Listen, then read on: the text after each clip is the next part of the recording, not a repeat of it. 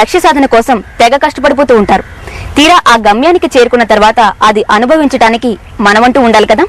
అందుకే first importance ఎప్పుడు health కే ఇవ్వాలి. ఇదే కాన్సెప్ట్ తో మీ ముందుకు వచ్చిన ఈ కార్యక్రమంలో ఇవాల్టి ఎపిసోడ్ లోకి ఎంటర్ అవుదాం.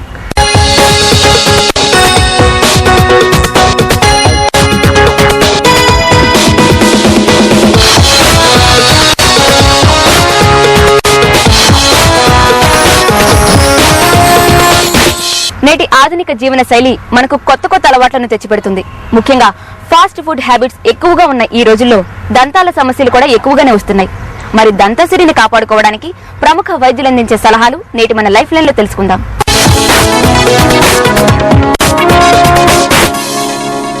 ప్రస్తుతం దంత సమస్యలతో పాటుగా చిగుల సమస్యలు కూడా అధికమవుతున్నాయి. దీనికి మూల కారణం దంతాలకు సంబంధించిన వ్యాధులే అంటున్నారు డాక్టర్లు. మరి ఏ చిగుల సమస్యలు ఉన్నాయి, వాటిని అధిగమించడం ఎలా అనే విషయాలు ఈ రోజు మన లైఫ్ లైన్ లో తెలుసుకుందాం. దంతం మనకు బయటకు ఎంతగా కనిపిస్తుందో లోపల కూడా అంత పొడవుంటుంది. ఇది దవడ ఎముకలతో అమరి ఉండి చిగుళ్ల ద్వారా సంరక్షించబడుతూ ఉంటుంది. ఈ చిగుళ్లకు ఏదైనా సమస్య వస్తే పళ్లు పటుత్వాన్ని కోల్పోయి ఊడిపోయే ప్రమాదం ఉంది. దంతాలకు వచ్చే సమస్యలలో 90% సరిగా బ్రష్ చేయకపోవటం మూలంగానే వస్తుంటాయి. అలాగే వంశపారంపర్యంగా రావటానికి 10% కారణాలున్నాయి. అసలు దంతాలకు ఏ సమస్యలు వస్తాయి, వాటికి కారణాలేంటి అనే విషయాలు డాక్టర్ మాటల్లోనే విందాం. చిగుళ్ళ సమస్యలు అసలు రాకుండా ఉండాలంటే ఫస్ట్ అండ్ ఫార్మోస్ట్ ఏంటంటే బ్రషింగ్ సరిగ్గా లేనందువల్ల వస్తుందండి. ఈ బ్రషింగ్ లో 2 ఇంపార్టెంట్ పాయింట్స్ అండి. సమయము, డైరెక్షన్ అనమాట. సమయం రాత్రి పడుకునే ముందు చాలా ఇంపార్టెంట్ అండి బ్రషింగ్.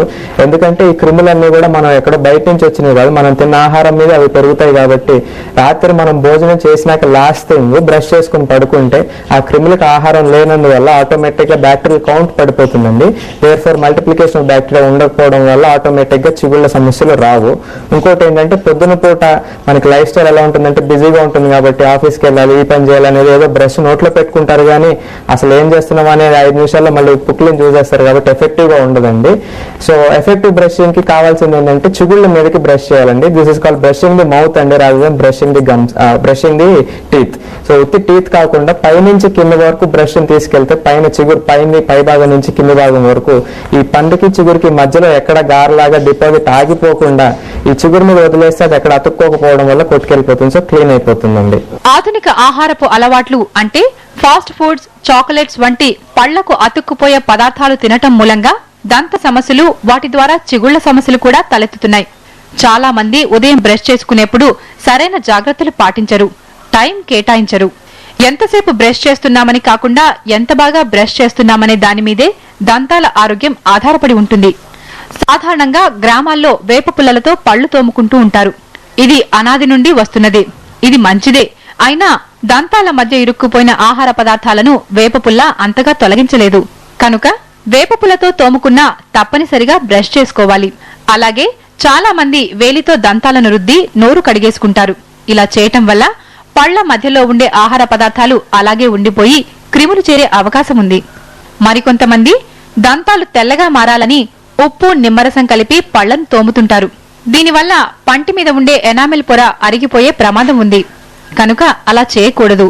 చిగుళ్ల సమస్యలు వచ్చినప్పుడు ఎటువంటి లక్షణాలు కనపడతాయి, వాటికి ట్రీట్మెంట్ ఎలా చేస్తారో ఇప్పుడు చూద్దాం. ఇటువంటి స్టేజెస్ లో ట్రీట్మెంట్ అంటే అండి ఫస్ట్ మనం యాంటీబయాటిక్ కవరేజ్ వాడతామండి. Almost something like 3 to 4 days మందులు వాడాక ఈ ఉబ్బి ఉన్న గమ్స్ అనేవి కూడా కాస్త తగ్గుతాయి అనమాట. ఈ ఉబ్బడం తగ్గినాక బ్లడ్ లెవెల్స్ లో బ్యాక్టీరియల్ కౌంట్ పడిపోతుంది. పడిపోయినాక మనం స్కేలింగ్ చేస్తామండి. ఇది 2-3 సిట్టింగ్స్ లో చేయాల్సి ఉంటుంది. ఎందుకంటే బాగా ఉన్నాయి కాబట్టి మనకి కళ్ళకి కనిపించే లెవెల్ వరకు సూప్రా జింజైవల్ చిగురు పైన ఉన్న లెవెల్ వరకు ఫస్ట్ క్లీన్ చేసుకుంటామండి. ఆ తర్వాత 2-3 days రెస్ట్ ఇచ్చి మెడిసినల్ కవరేజ్ లో పెడితే ఈ చిగుళ్ళు ఉబ్బడం కూడా తగ్గిపోతుంది. తగ్గినాక స్ట్రింక్ అవుతాయి. అప్పుడు next level of the gum layers కూడా కనిపిస్తాయి. ఆ లెవెల్ అట్లా కూడా అక్కడ కనిపించింది కూడా క్లీన్ చేసుకుని ఒక 2-3 సిట్టింగ్స్ లో క్లీన్ చేసుకుని patient education is another important thing అండి. How to decrease on this habit. So sudden గా కట్ చేసుకోవాలంటే కూడా కష్టమే. సో వీళ్ళకి ఏం చెప్తామంటే నంబర్ ఆఫ్ పాన్స్ ఒకవేళ 10 తింటుంటే ఇమీడియట్ గా ఒక 2 పాన్స్ లోకి స్విచ్ ఓవర్ అయ్యి ఆ తర్వాత మెల్లమెల్లగా స్టెప్ బై స్టెప్ డిక్రీజ్ చేసుకోమని చెప్తామండి. So patient education and cleaning అండి. క్లీనింగ్ కూడా 2-3 సిట్టింగ్స్ లో చేసుకుంటే డెఫినెట్ గా ఇంప్రూవ్మెంట్ ఉంటుంది. దంతాలకి పటుత్వాన్నిచ్చే చిగుళ్ల సమస్య ముందుగానే గుర్తిస్తే దంతాలను రక్షించుకోవచ్చు. చిగుళ్ల నుంచి రక్తం రాగానే ఇది చిన్న సమస్యే కదా అని వదిలేస్తే గుండె జబ్బుకు దారితీయవచ్చు అంటున్నారు వైద్యులు. మనం తినే ఆహారమే నోటిలో ఉండే క్రిములకు కూడా ఆహారం. ఈ క్రిములు రాత్రి సమయంలో చురుగ్గా ఉంటాయి. కనుక రాత్రి పడుకునే ముందు బ్రష్ చేసుకుంటే పళ్ల మధ్య ఇరుక్కుపోయిన పదార్థాలు తొలగిపోయి దంత చిగుళ్ల సమస్యల నుంచి దూరం కావచ్చు.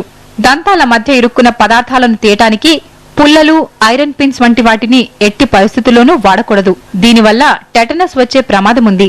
తిన్న వెంటనే బ్రష్ చేయలేని పరిస్థితి ఉంటే కనీసం నీళ్లు బాగా పుక్కిలించాలి. ఈ చిగుళ్ల సమస్యలు రాకుండా ఉండాలంటే ముందుగా ఎటువంటి జాగ్రత్తలు పాటించాలో డాక్టర్ మాటలోనే విందాం. బ్రషింగ్ చేయడానికి ఒకవేళ సమయం లేకపోతే లాస్ట్ అట్లీస్ట్ ఏం చేయొచ్చు అంటే పడుకునే ముందు లాస్ట్ థింగ్ అండి, కొద్దిగా గోరువెచ్చని నీళ్ళలో చిటికెడంత ఉప్పేసి పుక్లిని చూసేస్తే చాలా ఎఫెక్టివ్ గా ఉంటుందండి. దీంట్లో సైంటిఫిక్ గా వీ హ్యావ్ ఆస్మోటిక్ యాక్షన్ అండి.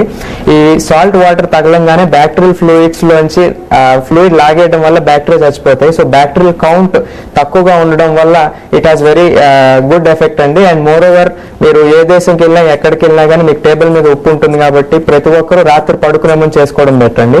అదే విధంగా ఒకవేళ మౌత్ వాషెస్ అట్లా రెగ్యులర్ గా వాడితే దానివల్ల side effects like staining of the teeth అవన్నీ కూడా ఉంటాయండి. దీంట్లో ఎటువంటి సైడ్ ఎఫెక్ట్స్ ఉండవు కాబట్టి ప్రతి వ్యక్తి అట్లీస్ట్ బ్రష్ చేసుకోవడానికి టైం లేకపోతే పడుకునే ముందు కాస్త చిటికెడు ఉప్పేసి పుక్లను చూస్తే మంచిదండి.